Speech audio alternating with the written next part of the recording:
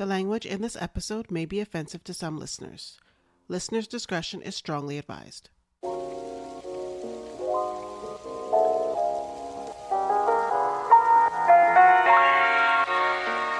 Don't believe the hype. Read the type. This is TYPBST. Take a look. It's in a book. It's TYPBST, baby. I can get used to this new intro, bro.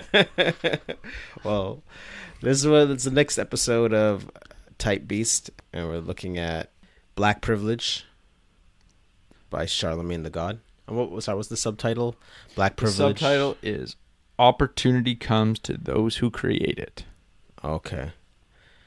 So let me ask you, off the bat, as a white guy seeing a book that says Black Privilege, what are you thinking? My first instinct is it's a clickbait title.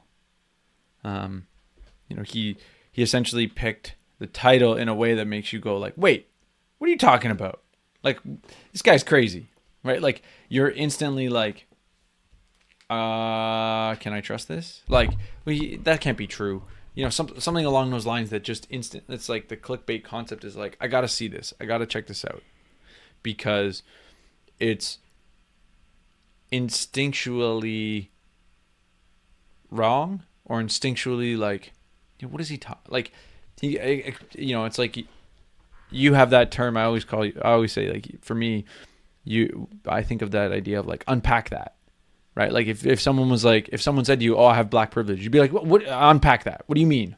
Because instincts are, we've got this term of white privilege in culture, that, what that means, and black privilege doesn't fit that narrative. Mm-hmm. So yeah, for me, I think it's a smart title to get people to read his book. Yeah. Yes, it's a smart title, but also, it almost comes across as, well, not almost. He's making a bold statement that most people would off the cuff say, "That's wrong. That's wrong. That's heresy. That's nonsense. You're not woke." Well, and it's, it definitely gets you thinking off the bat. Of course, judging a book by, not to judge a book by its cover, but I think this is a good instance when, it's good to judge a book by its cover, because it's going to force you to think, like, wait a minute, like, and he's making an argument that black people have privilege. And then, there are black people who say, black people don't have privilege, or they call them or he calls them the term negative Nancy. Yeah he calls them negative Negroes. So he's like, yeah, every time you're trying to do something positive or trying to uplift black people, you have negative Negroes, or some people would say race baiters, and people saying, well, no, black people don't have anything, that's why we need to fight for something. Yeah, and I think the subtitle of the book being "Opportunity Comes to Those Who Create It," I think is a great point. That it touches on free market principles. Well, and it also to me draws me to that idea of, like, the concept of overnight success. Mm-hmm. Everyone who says they were an overnight success is like, yeah, I spent 10 years becoming an overnight success, right? So, like, you got to work, you got to put in the effort. Even as a musician, right? Like, sure, you've got the few people at, like, that pull a Justin Bieber and at like 14, but there's still, like, it wasn't like he just picked up a microphone at 14 and started singing, right? He was still singing all along. He was still learned to play the guitar, or you know what I mean? Like, there's still effort that goes into play. Obviously, there's some people who are just naturally talented, and they, to some extent, have a leg up, but think of professional sports. Other than your elite players, the people who are successful are the ones that worked harder than everyone else at their level.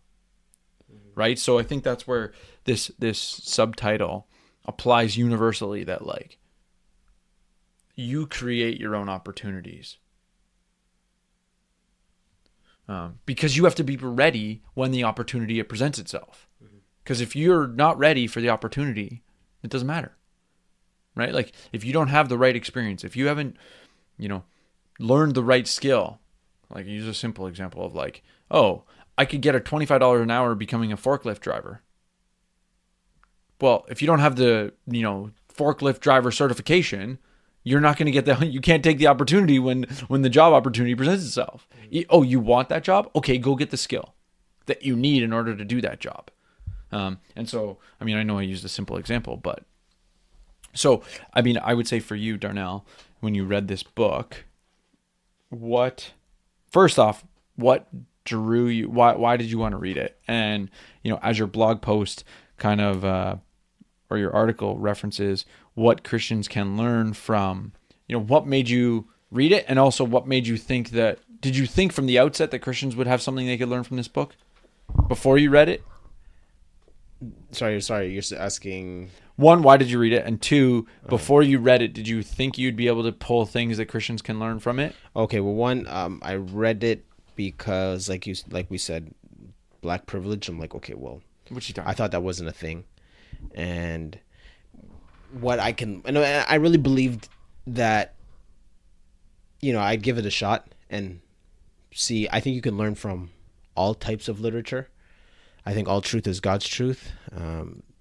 And you can find it in different places, pointing back to the God of the Scriptures. So I was just interested to take it in, and I learned a whole lot from it. Hence why I wrote the blog post, What Christians Can Learn from Charlamagne the God. So for those who haven't checked it out, check it out on my blog, High End Theories.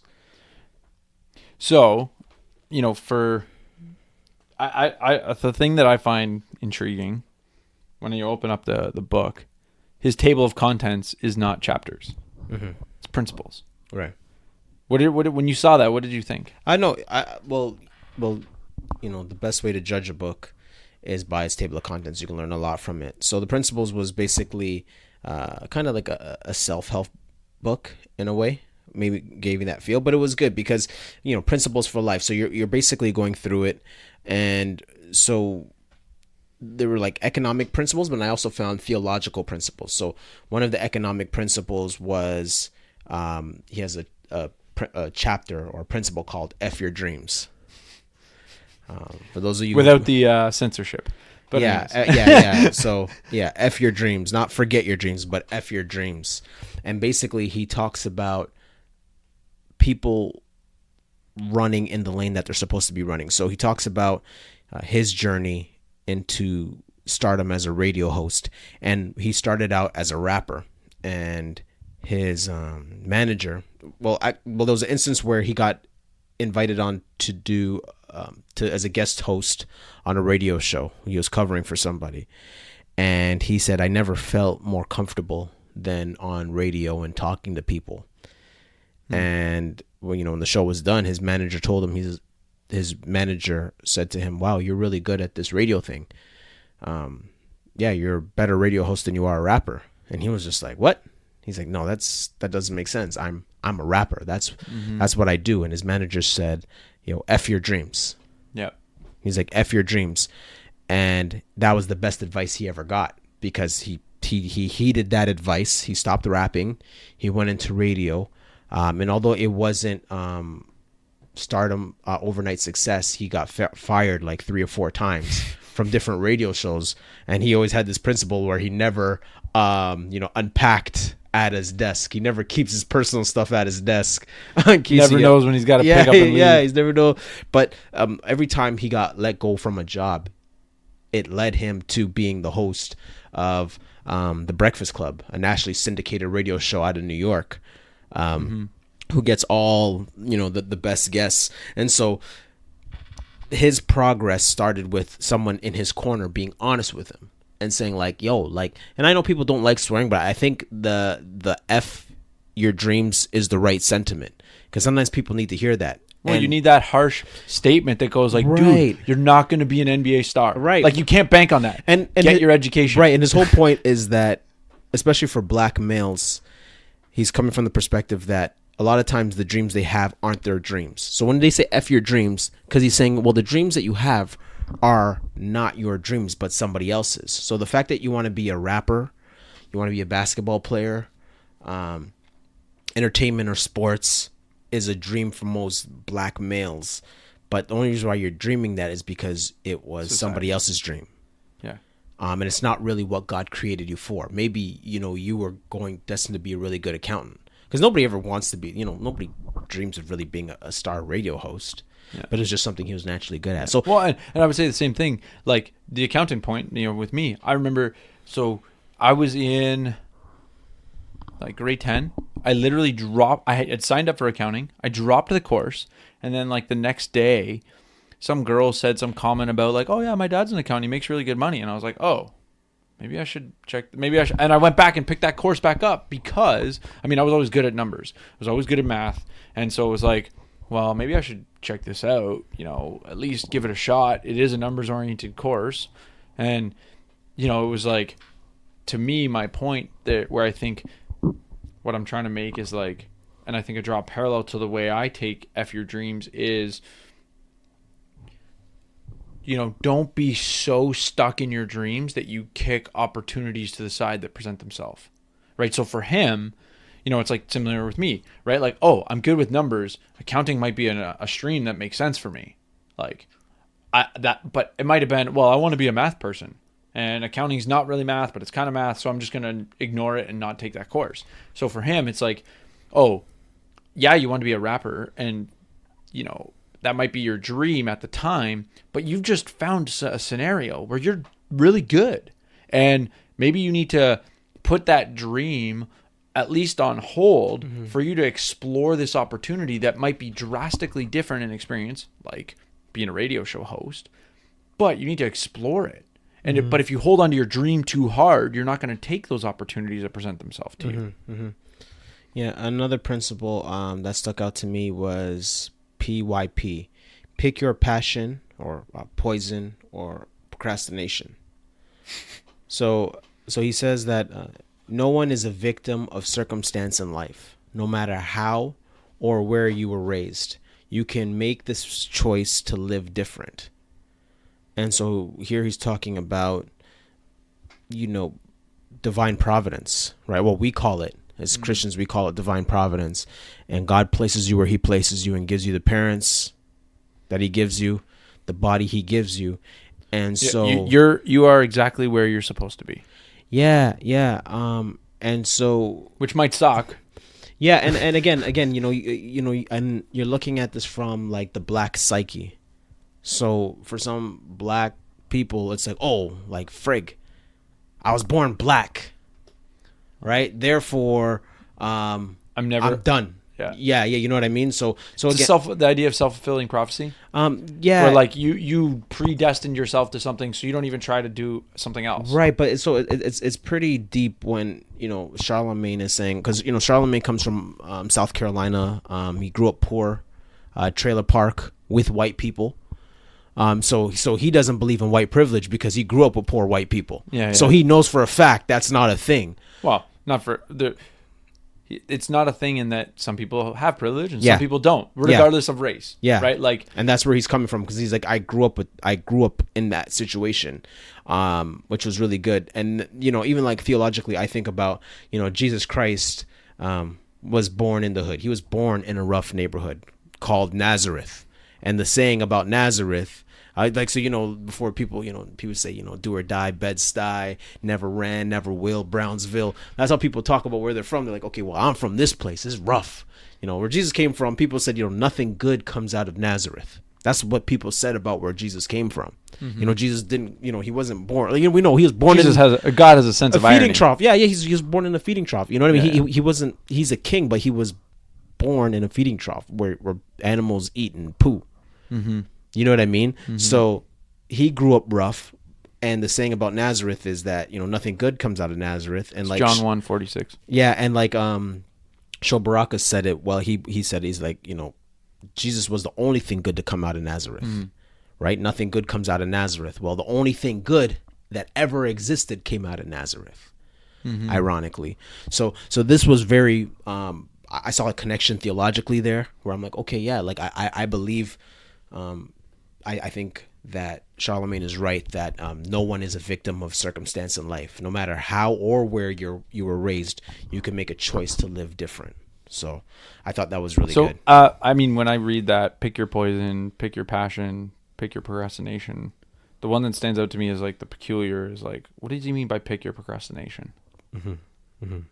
So, like, can you expound what he meant by that? Like, because I mean, I'm assuming he doesn't mean what I would think it means, because what I think it means is like procrastinate. Again, like just being wise and a good steward of your time and not. So in essence, time. don't pick your procrastination.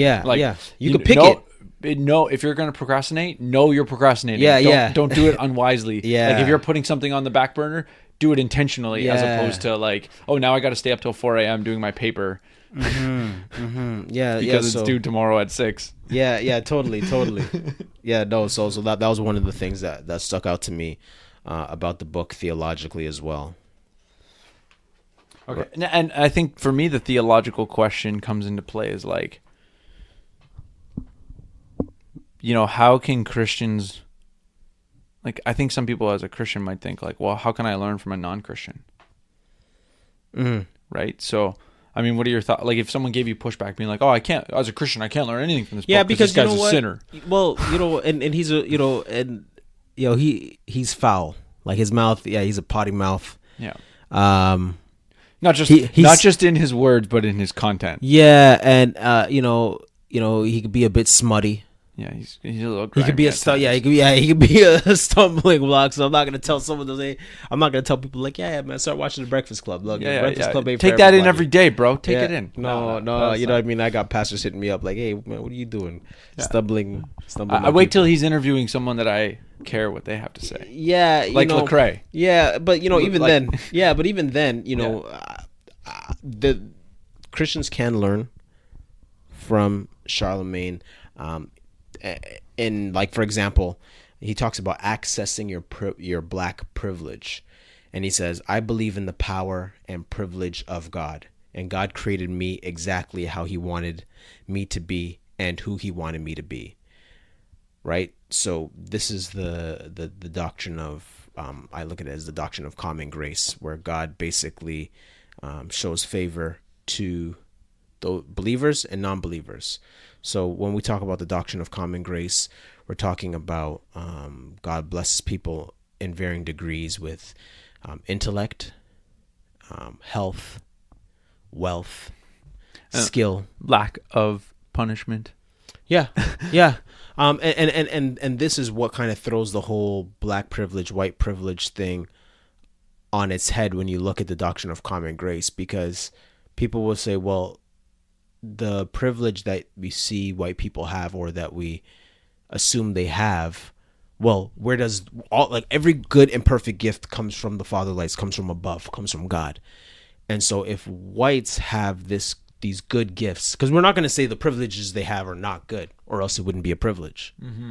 So we're saying the goods that white people have are good, and the natural conclusion is that came from God. So does God love white people more than he loves black people? And I would say, if you say yes to that, you have a problem. Well, for the black Christian that's listening, like, because for the black person who's not a Christian, they're like, this is nonsense. I don't care. All I know is this. But for the black Christian, like, our thoughts are bound by Scripture. Yeah. I was gonna say, are you a Christian first? Yeah. Right. That's the question. Right. So because if you're a Christian first, you can't hold that view. Right. So you can't say that God loves white people more than he loves black people. So this is where the doctrine of common grace clarifies, why do we see unequal outcome? Yeah, unequal outcome. Why do we see that? Well, we see because God, in his sovereignty, decides to share and give gifts according to how he chooses to give them. Right, so it's pretty deep, and I feel like Charlamagne hits the nail on the head and says, okay, well, God gives privileges to everybody. Well, does he know about the doctrine of common grace? No, he doesn't. He's not reformed theologian. He's not quoting scripture when he says that. Yeah, he's not. But he's got a valid point that actually is biblically sound. So even though he doesn't know it. Yeah, no, and it's deep because now you're looking at it from that perspective as a black person who is not a Christian, and he sees it. He's like, well, hold on. God gives gifts to everybody. He privileges everybody. He's like there's sight privilege, there's foot privilege, right? There's family privilege, and these are terms he's coining. He's like, what's foot privilege? You have feet. Oh, yeah, like you have feet, like you have feet to walk. Yeah, you have eyes to see. So Yeah. if you have eyes to see, you need to make sure you use your eyes the best of your ability. In contrast to someone who doesn't, right? Yeah. Like, privilege. I think the way we look at privilege, at least I think what you're getting at is very much the way we look at privilege is a horizontal comparison, right? It's always about like, well, compared to this person, they have more or they have less. But as someone who lives in North America, if you take a worldview, anyone who lives in North America has privilege, right? I mean, it's this idea. I think I've said it before on the show, but it's like, statistically speaking, North America, I think it's like 99% or 95% of the people who live in North America are in the 1% of the world. Okay. From a wealth perspective. Yeah. And in that sense, even if you're, on welfare in North America, you're still in the 1%, which is like, almost like a conundrum to be like, how do I reconcile those ideas? Yes, I think so. I'll ask the question for you. Do I believe in black privilege? Oh, I'm probably reading your mind. Yeah. We've been doing this for long. I'm I'm assuming you would ask me. So now that you've read the book, do you believe? Do you think his concept? Or sorry, I guess two questions. One is, what the listener thinks of black privilege. Would you say that that's what he's referring to? And second, do you believe in what he's calling black privilege? I would say. So let me reshape the first question. Yeah. What your initial reaction to black privilege was? It doesn't exist. Doesn't exist. And so what does he define as black privilege? Oh, he defines black privilege biblically. In that everybody has privilege of some capacity or another, whether it's your intellect, whether it's your athletic skill, whether it's your community that you live in, the family that you have around, whatever it is, there's always an aspect where you have it better than somebody else. Yeah. So that's what I totally agree with. So even like culturally, because not everybody's culture is the same, and cultures produce unequal outcomes. Like that's the nature of culture. The nature of unequal outcomes. So like, for example, I guess, I'm thinking about it in sports terms. Yes. Right? Not every team has different cultures. That's why some win and some don't. And you watch hockey, and guys are talking about, yeah, man, we need to change the culture here. We need a championship culture here. We have a losing culture here. So like they're team. right. Yeah. Right. The city or the organization has to have a championship culture. Yeah. So we talk that way. We're like, yeah, because cultures create unequal outcomes. Well, so Jordan Peterson always references it when he talks about unequal outcomes. He uses this idea. It's called Pareto distribution. So think of it in terms of basketball. 10% of the players take 90% of the shots. Why? Because of like unequal outcome. Right, like there's unequal skill. So even and Pareto distribution applies to organizations, meaning the decisions of 10% of the staff result in 90% of the income. Right, like the guy who's cleaning the floor at the store has, his decisions make have a marginal impact on how much that store is going to make, as opposed to the person who's making decision of what to carry in the store versus what not to carry in the store, what things to purchase versus not. The guy cleaning the floor, it's important that the store is clean, but it's the guy deciding that when and how frequently the store needs to be cleaned, not the janitor who's deciding how or what tools he's going to use that are already at his disposal. Yeah. Right. So this idea of Pareto distribution is that like there's always disparity within an organization of those that do the work and those that cause the positive outcome. So basketball, I think, is a great example because like, I mean, we live in this like superstar, scenario where like if you don't have a minimum of two superstars on your team, you can't win a championship. Right. We had one. Well, and I would say we did with one. But the Raptors probably had one with like arguably 3 1A superstars. Yeah. Right. Yeah, and so Siakam and Lowry. Yeah, exactly. And then, you've also got, a huge, like we just had an amazing, support staff team, let's Yeah. call it, right? So like, whereas like you take a team like the Miami Heat when they ran with the three, the big LeBron three, and them. Yeah. but who do they have around them? Nobody, right? So like, Yeah. obviously there's variations, but the idea is like you need superstars. Unequal outcome. Yeah. You need elite players to do the majority of the work. And so, that applies to all organizations. And so as a result, Yeah. the idea is that I think it's not like success is that's always the case when you look at a successful organization, whether it's championship teams, whatever it is. Success requires people that are at the top of that organization or culture or whatever it is, family, that are just leading by extreme example, but also doing the bulk of the work. Yeah. And I would agree. So I would agree with Charlamagne, and he's saying that those privileges that are various among people and communities are given by God. And that's what really hit me about the book, that made the connection for me as a Christian theologically. And so for me, the biblical proof I would give for the inequality and why, we don't necessarily judge the political system or the government. Who you should be judging is God. If you have a problem with inequality, you should take that up with God. So basically, I'm looking at Matthew chapter 20, verses 1 to 16. And so the Lord Jesus hones in on the real reason we hate inequality. So in the parable of the laborers in the vineyard, a master of a house went out to hire workers to work in his vineyard. They agreed to pay them a denarius a day. So being the kind philanthropist he went out and at 4 different times in the day to hire more workers for the day. At the end of the shift, everyone got the same pay. Those who worked the full shift got what they agreed to, and those who worked less hours received what the master felt was suitable, which was a gracious sum of 1 denarius. So basically, you have people coming in at different times of the day and finishing at the same time, and everybody getting the same pay. Yeah, so I mean, use today's numbers, right? Everyone got $100. Some worked 8 hours, some worked 4 hours. So your wage per hour is a huge inequality, but the amount they got paid total was the same. Yes. So of course, the workers who worked the full shift were upset because they worked longer than the others.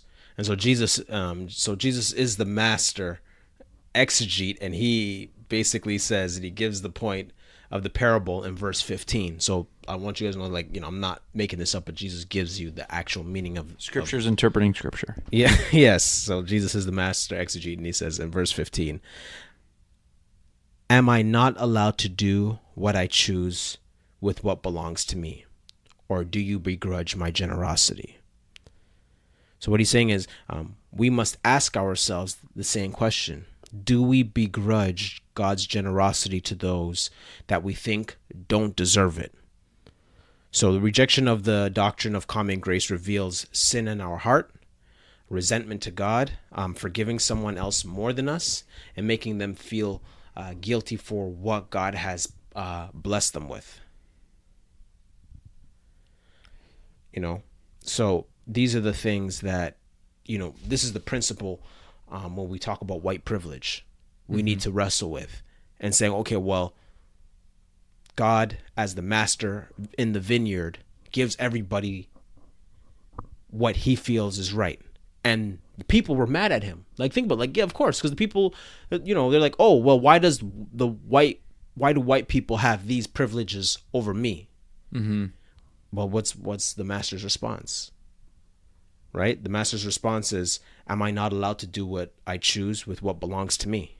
Or do you begrudge my generosity? Well, and I think, the point, if you look at from a spiritual perspective, is, you're not looking at things between you and God. You're looking at things between you and another person. And, it's that horizontal comparison that is to some extent problematic, because I don't know, the punchline that went in my head is like, the grass is always greener on the other side. You also lack perspective in actually truly judging another person, right? So obviously there's scenarios where people are just coming from money, and there's people who have come from money because of unjust reasons, corporate welfare. But we won't go down that road at this point. But what I'm trying to get at is that, though being, envious or being, having animosity towards somebody else because of what they have, it's only hurting you. It's like the statement, it's like, hatred is like eating poison and expecting the other person to die, or unforgiveness is eating poison and expecting the other person to die. You got to work on what's going to be best for you. Like, as much as, you might be just in considering, or you might be right in considering the other person doesn't deserve it. You might be, but you really don't know, because you don't have a full spectrum of the scenario most of the time. You're right. You're going to be ignorant to so many other aspects of that person's life. Like, how do you know that person didn't literally scrape for 10 years before they got to the place where now you're looking at them going, oh, they got privilege. But maybe they used to work 70 hours a week for like 5 years. And so they busted their butt to get there. Mm-hmm. If you knew that, would you really look at that person and be like, oh, that person doesn't deserve that? Mm-hmm. Like, no, they've worked twice as many hours as you over the last 5 years, potentially. And, how can you begrudge that person when they've got twice as much as you? Yeah. They work twice as hard. And again, Charlamagne does believe racism does exist. And he's saying that, yes, there are some situations that are difficult for Black people, because I don't want to take his words out of context.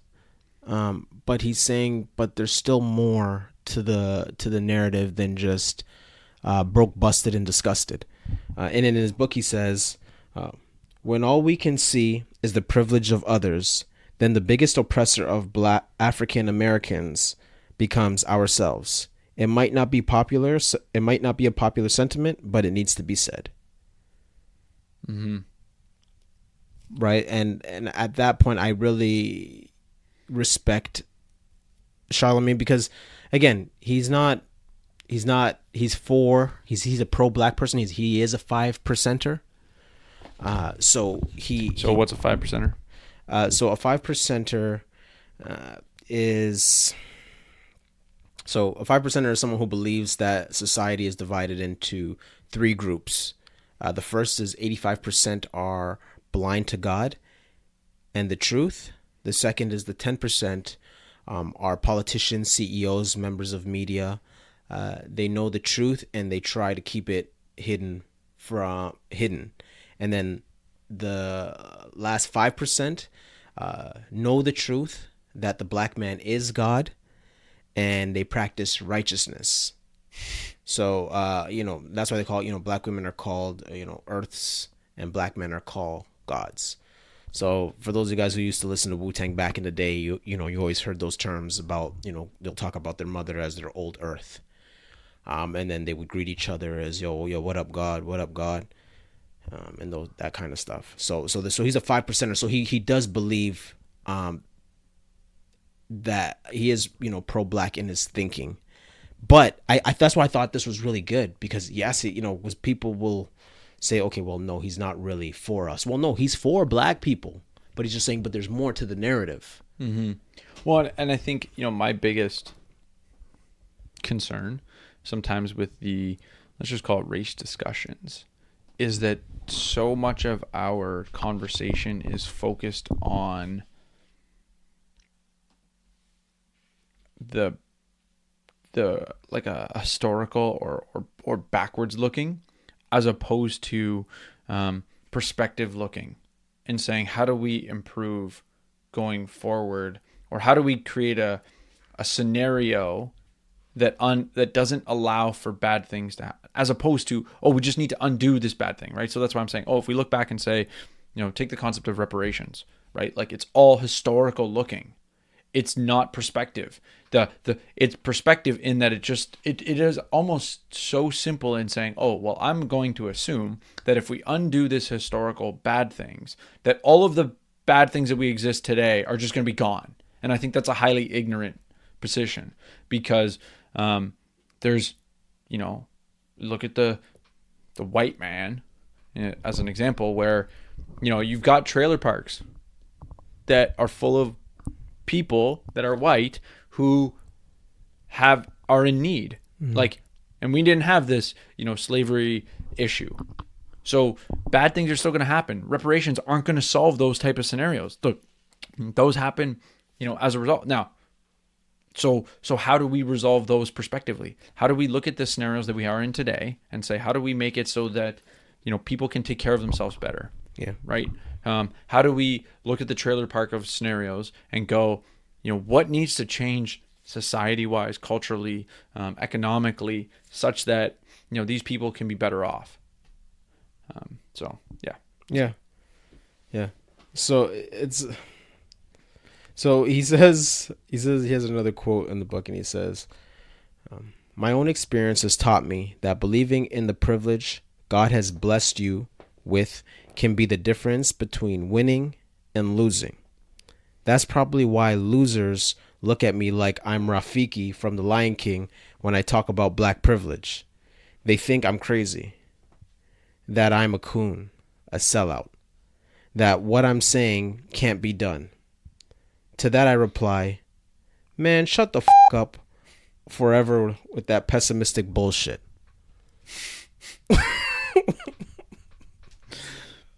Yeah, he doesn't have time for you. Right? Like, I mean, in essence, it's, again, I'm assuming that's the Debbie Downer type of response, or he's responding to a Debbie, what he would call, well, I would call them Debbie Negative Downers. Negro. Yeah, negative Negro, negative Nancy, Debbie Downer, Negative Negro. So I mean, in essence, I would say for the listener who, would you say, oh yeah, like what type of a listener would you say should read that book? And two, for a guy like me, for the white guy like me, who's like, my default position would be like, I would read it as like, presuming there'd be a little bit of autobiographical side of it that I'd find intriguing, because I find people's story intriguing. But beyond that, what would you say to, like, for me, if you were trying to sell me on reading it? Okay, it's a good question. I would tell you that, well, one, the book is very entertaining. Like, you can't put it down, because the reason why it's entertaining is because he's just telling you his stories. Yeah. And he's just telling you like real life story stuff that happened to him that you'll be like, what? And it's funny and true Charlamagne fashion. It's just like, you find yourself like literally laughing out loud because he's funny and he's telling stories. So it's entertaining in that way. Yeah. But then as you're tracking him from, living in a trailer park to where he is now, New York Times best-selling book, nationally syndicated radio show, and his rise to stardom, and even like his self-conscious, like even like him and his having a low self-esteem growing up. So these were life lessons that he learned that appeal to the struggles that we all have had at one point or another in our lives. So that's why it's such a good book, because he ties in the stories with real, you might say, free market principles that led to his success. Whether it's put the weed in the bag. One of his principles. Yeah, one of his principles. Yeah, like talking about like earning your way up the ladder. Don't count your money before you've collected it all. Internships. Yeah. And so forth. So so that's why I would recommend it to you. And I feel like, okay, well, for the Christian, of course you got to read it with some discernment. And that's where, having a good biblical theology, understanding of, the terms that he's using, and saying, okay, wait, this is divine providence, this is common grace, and making those connections and seeing how there are biblical truths and the principles that he's presenting. But I'm not gonna go and say listen to everything Charlamagne says. Yep. But yeah, I really enjoyed it. I thought it was hilarious because I love comedy, so it was really good. Cool. Yeah. So I mean, for those people who are listening, and let us know what you think. Do you believe in black privilege? Do you believe in white privilege? What do you think about God and him appointing privilege and disparity? And what do you think about the exegesis I did of Matthew chapter 20 verses 1 to 16? Was that a misinterpretation? And if so, or do you have questions, or do you have parts of the text you're like, well, what about this, or something else that doesn't sit right with you? Basically engage Darnell's exegesis, not just critique or approve, but engage with it, right? Like, because I think there's always room for more conversation when it comes to the text and our interpretation of it. Yeah, and again, like, I could be wrong in misinterpreting the text. I'm not infallible. So yeah, please, hit us up, let us know. You know where to find us. 6 Cents Report on Twitter. Like, subscribe, share. Promote us on. Give us a rating on iTunes. Give us a comment. On whatever your podcast app is. It definitely helps get the more likely for that podcast catcher to promote us. Yeah, it gets the movement moving. Yeah, man. Yeah. Homework assignment for Darnell. Feel free to promote some books you want our feedback on. Not just Darnell, but Joel as well. Yeah. Let us know. Let us know if there's something you want our feedback on, or a book you want to hear, want us to read, or if you think we might have already read it and you want us to do a show on it. Definitely we're open to suggestions. Yeah. And remember, don't believe the hype. Read the type.